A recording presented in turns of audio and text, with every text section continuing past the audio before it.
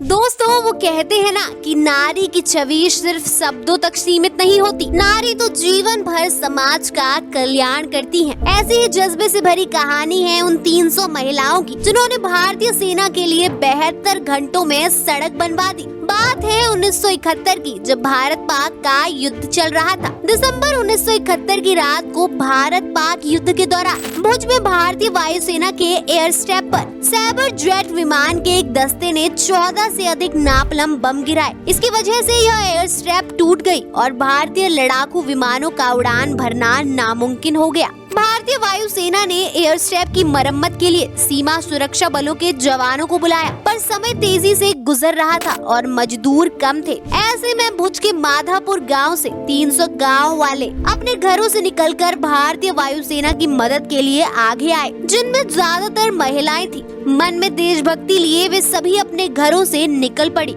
वह शायद उनकी असाधारण देशभक्ति ही थी कि उन्होंने एयर स्ट्रिप की मरम्मत जैसे असंभव काम को सिर्फ 72 घंटों के भीतर संभव कर दिखाया। तत्कालीन जिला कलेक्टर ने इन 300 बहादुर महिलाओं को इस नेक कार्य में शामिल होने के लिए प्रोत्साहित किया। दरअसल युद्ध के दौरान कार्निक भुज एयरपोर्ट के इंचार्ज थे और इन महिलाओं को प्रोत्साहित करने वालों में स्क्वाड्रन लीडर विजय कार्निक का भी महत्वपूर्ण योगदान रहा। जल्द ही इस ऐतिहासिक घटना को Bhuj the pride of India film के नाम से पर्दे पर उतारा जाएगा। 8 दिसंबर 1971 की रात के दरमियान भारत पाक युद्ध का बिगुल बज चुका था और भारतीय वायुसेना के एयर स्ट्रिप पर साइबर जेट विमान के एक दस्ते ने 1 दर्जन से अधिक नापलन बम बरसाए और इसके असर से भारतीय लड़ाकू विमानों का उड़ान भरना नामुमकिन हो गया। एयर स्ट्रिप की मरम्मत के लिए सीमा सुरक्षा बल के जवानों को बुलाया गया, लेकिन वक्त की बेहद कमी थी। ऐसे में भुज के माधापुर गाँव से 300 गाँव वाले अपने घरों से निकलकर भारतीय वायुसेना की मदद के लिए आगे आए। वायुसेना के रिकॉर्ड में कहा गया कि बमबारी के कारण हवाई पट्टी पूरी तरह से नष्ट हो गई थी और हमारे लड़ाकू विमानों का उतरना मुश्किल हो गया था।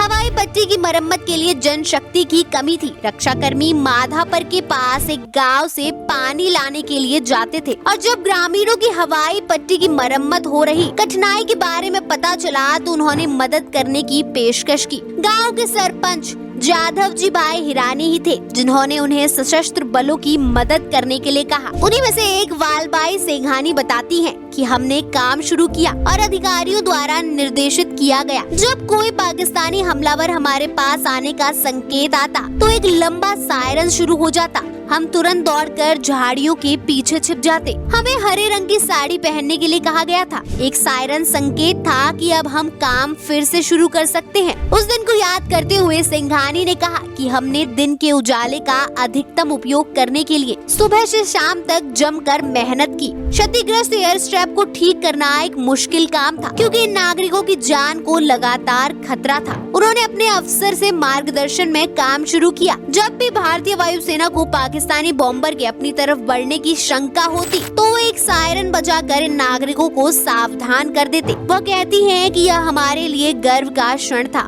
पहले दिन उनके पास खाने के लिए कुछ नहीं था। दूसरे दिन एक स्थानीय मंदिर में उन्हें फल और मिठाई मिल गए। उन्होंने 3 दिनों तक अथक परिश्रम किया और चौथे दिन लगभग 4 बजे लड़ाकू विमानों ने हवाई पट्टी से उड़ान भरी। उस क्षण को याद करते हुए बलबाबाई सिंघानी मुस्कुराकर कहती है कि वह हमारे लिए गर्व का पल था। युद्ध के 3 साल बाद पीएम इंदिरा गांधी ने हमें उपहार की पेशकश की थी, लेकिन हमने यह कहते हुए मना कर दिया कि हमने जो किया वह हमारे देश के लिए है। बलवाबाई बताती हैं कि 50,000 रुपए की पुरस्कार राशि भी माधापुर के एक कम्युनिटी हॉल के लिए दे दी गई थी। दोस्तों, तो यह थी कहानी उन जाबाज महिलाओं की जिन्होंने अपनी जान जोखिम में डालकर भारतीय सेना के लिए 72 घंटों में सड़क बनवा दी। वीडियो अच्छा लगा तो लाइक और शेयर करना ना भूले। ऐसी ही वीडियोस देखने के लिए हमारे चैनल को जरूर सब्सक्राइब करें।